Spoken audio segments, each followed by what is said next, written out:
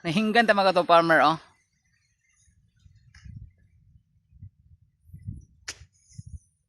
Bantayan muna natin tong saba natin dito mga to farmer, baka mawala na naman ito. Kasi yung isang kasamahan nating farmer dito, iniwan niya ang saba niya. Pagbalik niya wala na yung saba niya. Kinuha na ng ano, mababait na mga tao. Kaya sa atin, bantayan natin. Baka sila ang magkaano nito, makabenepisyo. Kabili na to ng bigas mga katong farmer. Bigas at saka allowance ng mga bata no. Mahinog oh. Sarap tong kainin. Sarap kainin ang saba pag hilaw. Taas ng potassium.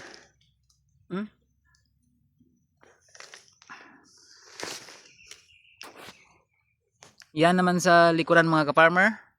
Yan isang tumpok na yan. Sa ano ko po yan, sa pinsan. Hindi pa sila tapos nag-harvest mga ka-farmer.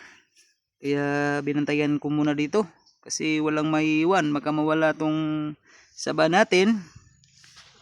Jackpot yung makakuha mga ka-farmer. Kahit hindi gaano kalaki itong mga saba natin,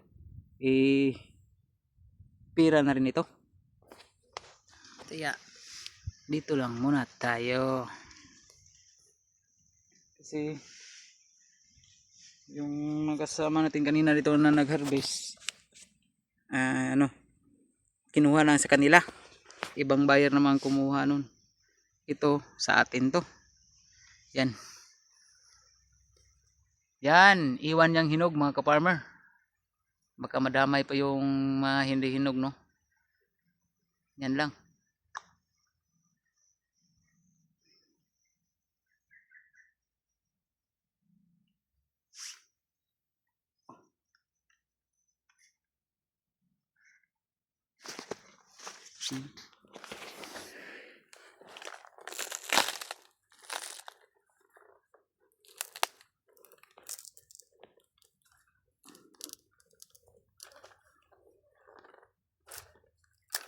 Yan. Hinog. Paano? Pang dagdag potassium ng ating katawan. Buksan natin mga ka-farmer.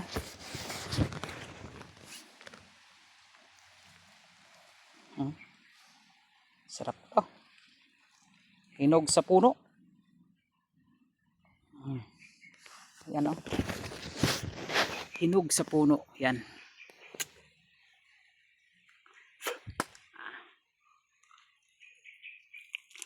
Sarap. Tamis. Tamis. Parang saging saba.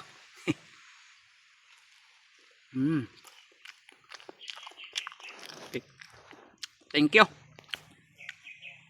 God bless po sa ating lahat at happy farming.